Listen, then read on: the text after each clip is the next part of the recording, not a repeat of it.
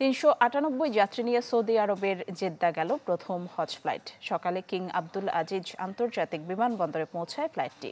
Saudi আরবে নিযুক্ত বাংলাদেশের রাষ্ট্রদূত মোহাম্মদ দেলোয়ার হোসেন বিমানবন্দরে হজ যাত্রীদের স্বাগত জানান। এ সময় উপস্থিত ছিলেন বাংলাদেশ কনসুলেটের কনসাল জেনারেল মিয়া মোহাম্মদ মাইনুল কবির এবং বাংলাদেশ হজ মিশনের কাউন্সিলর জহিরুল ইসলাম সহ অন্যান্য কর্মকর্তারা।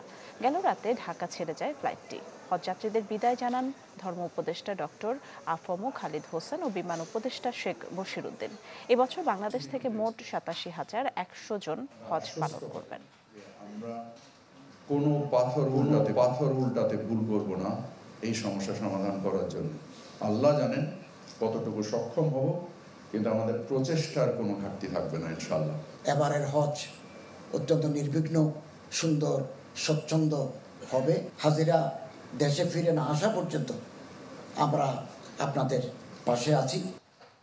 প্রাণ সসের মাখামাখি টেস্ট নুডলসকে করে তোলে আরো ইয়ামি, আরো জোস। তাজা পাকা টমেটো আর সিক্রেট রেসিপি কম্বিনেশনে প্রাণ সসের বস।